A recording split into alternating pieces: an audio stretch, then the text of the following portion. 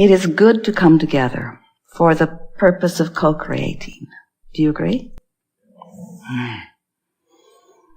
Co-creating at its best, yes? You are knowing what you are wanting. You are enjoying how contrast helps you to focus your desire into place. Just so you know, the answers to these next 10 questions is yes. Yes. Well, sometimes it helps to say yes, even when you mean no. But usually it doesn't matter what you say, because it is not your word that equals your point of attraction, is it? Your indicator of what you mean is how you feel. But what really is your reason for your point of attraction is what you are offering vibrationally. You are vibrational beings, you know. Yes. But the way you feel lets you know what your point of attraction is in relationship to what your real point of attraction is. That was a brain twister, yes? Well, what we mean by that is you are more than you know, more than most of you know, more than you see certainly here in these physical bodies. You are longer around than you know, too. You are eternal consciousness, and a part of that wholeness of who you are is expressing through this physical body that you claim to be as you, but it's only a part of you. A larger part of you has been going and blowing for a long time. Sometimes people refer to that part as your soul. Some make reference to God, and that's part of what that is too.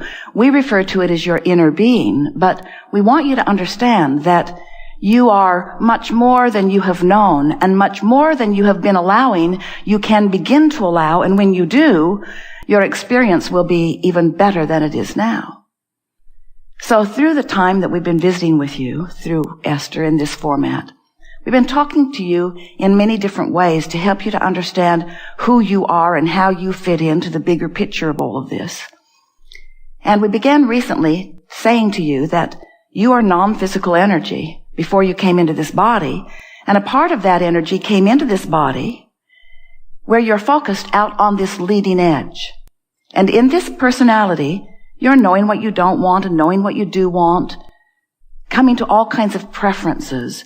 And whenever you know what you don't want, what you do want comes into sharper vibrational focus for you. Now we're saying vibrational focus because when you know what you don't want, you launch the opposite rocket of desire. Knowing what you don't want just sharpens your awareness of what you do want.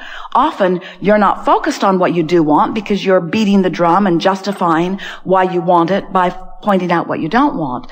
But in that contrasting process, there is an expansion of you, a radiating of energy. We call it rockets of desire. And recently we've been saying to you that every time that happens, that desire, that expanded version of you, goes into what we have been calling a sort of vortex, this swirling vortex, and we like you to see it as a vortex because it has this powerful attraction thing going on. This vortex, which is where who you really are and all that you really want and all that you have become is. And then we've been saying to you, simple to say, a little more complicated to figure out how to do it. Your work is to figure out how to get into that vortex. Your work is to figure out how to become a vibrational match to all of the expansion that life has caused you to provide for yourself. If you've been listening to us for a while, you've been hearing us talking about the art of allowing, that what this business that you are about here is about figuring out how to allow who you really are, figuring out how to allow the wholeness of who you are. And so you could say that what we were saying to you is you want to figure out how to allow yourself into the vortex or allow yourself to be vibrationally up to speed with this expanded part of you. You can't stop the expansion, but you can stubbornly not become or not maintain a vibrational match to it.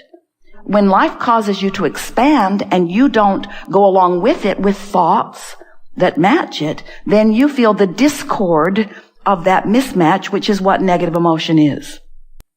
So the better you feel, the more you are staying up to speed with who you have become. That makes sense, doesn't it? So recently, we're talking to you about your vibrational basis. Now, if you've been with us for a while, and some of you have, you remember way back in the beginning, we were explaining it to you in very simple terms. When you want something and believe it, it is. No split energy, right? You want it. You don't doubt it. So you're not splitting it. You want it. You believe it. It is. Well, that means you are in this moment focused upon something that you desire, something that you've been desiring for a while, something that your inner being knows that you desire and is already a vibrational match to. And when you focus upon something that you desire and you offer no discordant vibration, now there's no split in your energy. You're in the vortex, so to speak, and your point of attraction is really, really powerful. This is the thing we're wanting you to understand. When you are not offering discordant energy so that you are in alignment with who you really are, now your point of attraction is very, very powerful. So today we want to say to you, we want to emphasize, we want you to leave here really, really clear about your point of attraction. We want you to feel how powerful your point of attraction is. Do you get it? You are a vibrational offerer all the time. Yes? And as you are offering this vibration, law of attraction is responding to it. Yes? And that means that whatever you're offering vibrationally is coming back to you in terms of all kinds of things. Thoughts first, manifestations next, the rendezvous that you have, the people, places, things, everything that is coming to you is coming in response to your point of attraction. And just to make it more clear, we are talking about your point of attraction in a sort of visual way that you can imagine. It's like the foundation or the basis of that which you are. It's like a grid. If you were looking at a house that was under construction, you could call it the foundation and the frame. It's that part that's all there. You can essentially see what it's going to look like on the hillside when you look over there. No walls yet. It hasn't filled in with the details. Well, you've got this vibrational grid going on all the time that is the basis of that which is coming.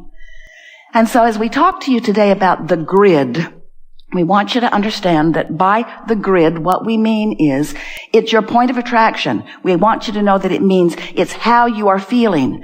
Well, how you're feeling is your indication of what you're doing with the grid. How you're feeling is your indication of what you're doing vibrationally. But that vibrational patterning that you've got going on, that's the basis of your point of attraction. And here's the part that we want you to remember. Hear and remember. And we'll talk about it repeatedly. You won't be able to sit through this day and not have it etched forevermore in your brain. Well, it's not quite that dramatic. But as we talk about it enough, you will leave here with enough of it activated within you that enough evidence will come to you that you will understand it fully within a day or two at most. So this grid is your point of attraction. And this is the thing that we really want you to hear. Once you've established an emotional basis, and that's what the grid is. It's something really general, like, I feel secure. Well, if you feel secure, oh, what a good grid that is. I feel worthy. Worthy is a treacherous word for most of you, but if you feel secure and worthy and loved, if you've got those kinds of things going on in your grid, in your basic point of attraction, then your grid is filling in with all kinds of lovely details that are vibrationally matching those feelings. And that's what we want you to get the sense of. The vibrational grid is your emotional, which means very general, very basic, very source-like, very soul-like. It's your basis of attraction. But your grid is something that you practice all day, every day. You practice it with the things you say. When you point out things going wrong in your life, you're creating a grid that's going to fill in with more things that go wrong. When you feel like someone is cheating you or wronging you, and you focus upon it and get that grid activated, then it fills in with all kinds of evidence of that. And the thing that is so interesting is that you'll observe something unwanted, and as you focus upon it, you create the next grid for the next 17 seconds, which equals the next point of attraction. Some years ago, we were saying to you in those very early days when we were talking to you about if you want it and you believe it, then it is. And we were describing to you as we were wanting you to feel how important what you're thinking and feeling in every moment is. When you get focused upon something unwanted, it's like you're spewing this red, inky mist out there. Sort of, and if you just stop talking now, meditate, take a nap, listen to music, do something that stops the spewing, it would dissipate. The wind would blow it away. And your point of attraction would improve immediately. But if you keep spewing it, then it keeps being there. It keeps being your point of attraction. And so that's a good mental image, isn't it? We want you to realize that every 17 seconds, and we don't want you to put a timer on yourself. Esther tried it the other day and it doesn't work well at all. We don't want you to put a timer on yourself, but we want you to be aware of how brief a time it takes to find something that feels good, something really general, and focus upon it just for a little bit to establish a point of attraction that will fill in. So let's say you find a thought that feels good, and choose those that feel good easily. Don't work on this. Don't be valiant. Don't dig into this. Just try to find something light that feels good. And as you find it and focus upon it, just for a little bit, just for a few seconds, in the absence of resistance, the grid will fill in. And what that will mean to you is another easy, good-feeling thought will flow to you. So as you maintain that for another 17 seconds, the more grid filling in. It's not surprising to get a really good phone call after 68 seconds of grid work. In other words, it doesn't take much before manifestations that are noteworthy begin happening. You'll find your flow through life improving immediately as you concentrate with a sort of determination on tending to the only thing that matters and the only thing you can control. Oh, and it's such a big thing. You can control your point of attraction. Don't you think that's something? You can do it if you'll try, and you don't have to try very hard. You just have to know how to go about it in the way that's easier. And the way that's easier is, first, stop trying to fill in your own grid. You'll probably hear people try to do that today because you're used to doing it. Filling in your own grid goes like this. Because I want to be happy, I want to live in that house with that person and have that much money. And as you hear us talking about deliberate creation, you say, but Abraham, you taught us every bit of that. You taught us how to be deliberate. You taught us how to be aware of what we want. And we say, yes, we are encouraging you to think about what you want. But today we're encouraging you to think about your grid. You see, you've done enough sifting through the contrast to put enough in your vortex to keep yourself busy for 20 or 30 lifetimes. And contrast will continue to come to you. You don't need to worry about no longer contributing to your vortex. It's happening all day, every day anyway. We want you, for just a little while, to focus on one thing and one thing only. What am I doing vibrationally? What's my point of attraction? What's my grid? And the next thing we want you to focus upon is, I'm not going to try to fill it in. I'm not going to try to fill it in. Because when you have an idea of something you want or need, and you focus upon it, but it isn't happening yet, so it's the absence of it that you're focusing upon. Now you establish a grid that includes the absence of what you want, rather than the presence of what you want. Do you see how that works? People are doing it all the time. They want more money, so they think about more money, and they think about all the things they want to do with more money, so they create this big old hunkin' grid of the absence of the things that they want, and then they say, I've been doing this work for a long time, Abraham. Why is it not working out well for me? It's exactly what they say.